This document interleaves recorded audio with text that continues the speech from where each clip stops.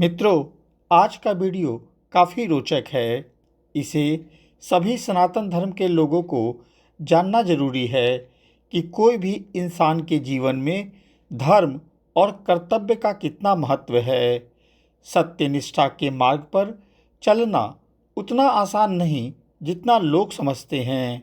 आइए इस वीडियो में हम ऐसे ही एक राजा की कहानी को जानें जो अपने सत्यवादिता, महादानता और धर्मपरायणता के लिए हमारे धर्म ग्रंथों में अपना नाम स्वर्ण अक्षरों में लिखवाया। वो कोई और नहीं बल्कि राजा हरिश्चंद्र थे। कहा जाता है कि जो खुद को सनातनी मानता और इनका नाम नहीं जानता हो, वह संपूर्ण सनातनी हो ही नहीं सकता है। इनके जीवन की कहानी काफ़ी कष्टों से भरी हुई थी, जिसे आप इस वीडियो में पूरा सुनेंगे। आपसे अनुरोध है कि मेरे चैनल को सब्सक्राइब कर वीडियो को लाइक, कमेंट और शेयर अवश्य कर दें। मित्रों, राजा हरिश्चंद्र अयोध्या नगरी के सूर्यवंशी प्रतापी राजा थे। इनका जीवन काल सतयुग से संबंधित था। इनकी पत्नी का नाम तारामती तथा एक पुत्र रोहित था। राजा हरिश्चंद्र अपने वचन पर अडिग रहने वाले और सत्य के धर्म पर चलने वाले इंसान थे। ये मर्यादा पर इतने कायम थे कि स्वप्न को भी सच मानते हुए उसे पूरा करते थे। राजा हरिश्चंद्र उस समय अपने परोपकार के लिए भी प्रसिद्ध थे। वह नित्य दान किया करते थे। ऐसा कहा जाता है कि हरिश्चंद्र सवेरे खाना खाने के पहले स्वर्ण, गाय, जल, भूमि, भोजन इत्यादि का दान किया करते थे। उसके पश्चात ही भोजन ग्रहण करते थे। एक दिन रात में राजा हरिश्चंद्र को स्वप्न आया कि उनके महल में कुछ ब्राह्मण आए हैं और दान मांग रहे हैं। परंतु जब सुबह उनकी नींद खुली तो वे स्वप्न की घटना को भूल गए। नित्य के काम निपटाकर जब हरिश्चंद्र अपने दरबार में गए तो उस दिन उनसे मिलने 1100 ब्राह्मणों के साथ महर्षि विश्वामित्र वहां आ गए। राजा ने महर्षि विश्वामित्र का पैर धोकर स्वागत किया। यह दृश्य देखकर राजा को स्वप्न की बात याद आ गई। वास्तव में विश्वामित्र राजा की परीक्षा लेने आए थे। राजा ने किसी बात पर महर्षि से पूछा कि क्या आप मेरे महल को दान में स्वीकार करेंगे। इस पर महर्षि ने राजा के दान को स्वीकार कर लिया।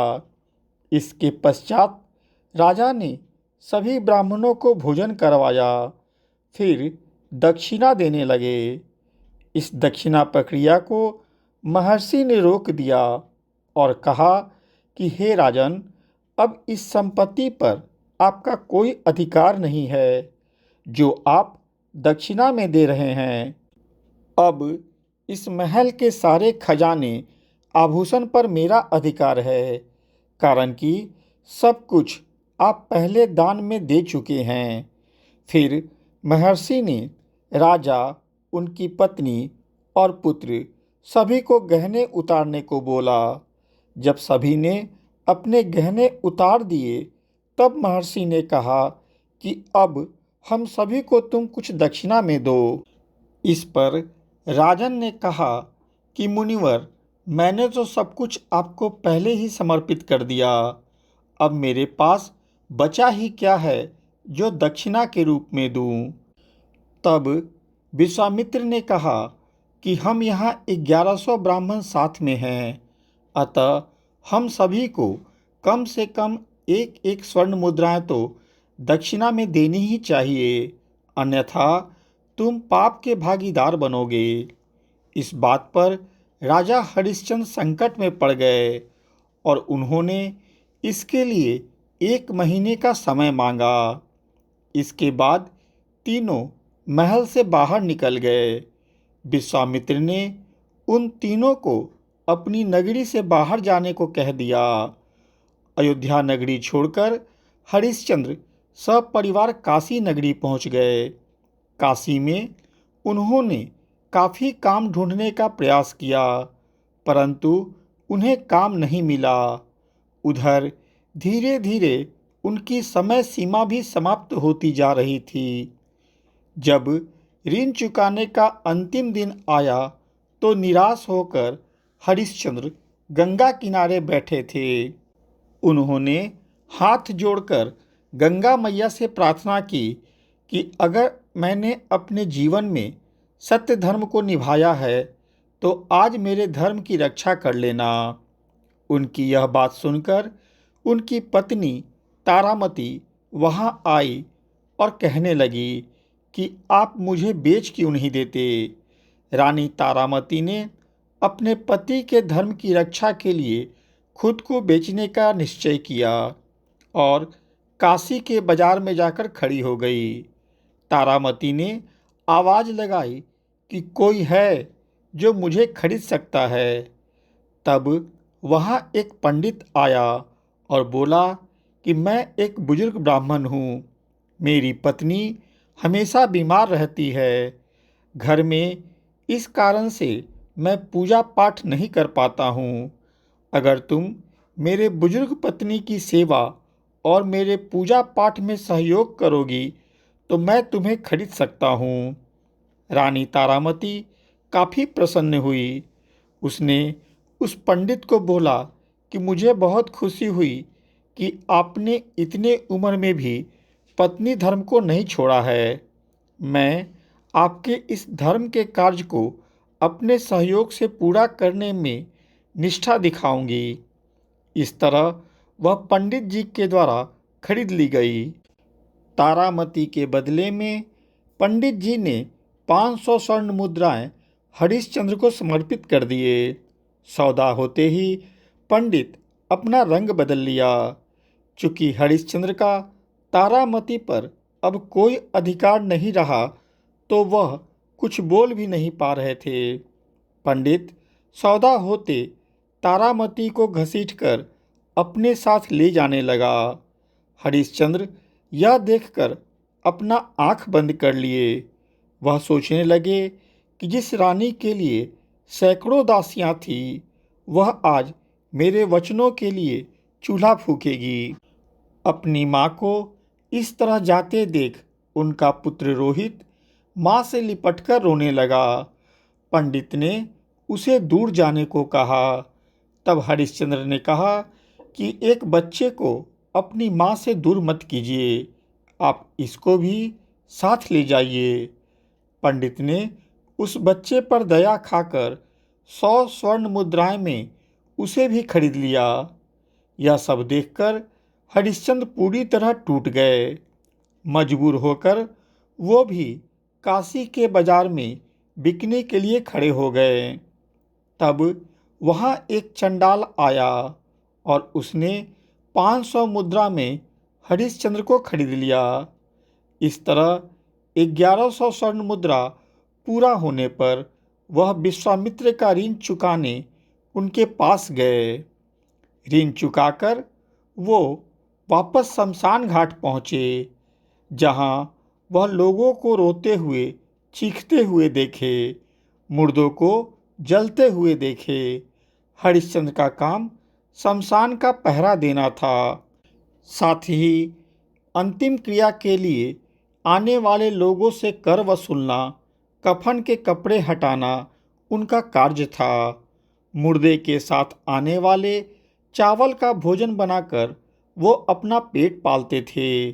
रात होते उसी शमशान में उन्हें सोना पड़ता था। इतनी विपदाओं के बाद भी वो अपने धर्म को नहीं छोड़े, सर्वदा धर्म के साथ रहे। एक दिन पंडित जी ने रोहित को पुष्प लाने के लिए बगीचे में भेजा।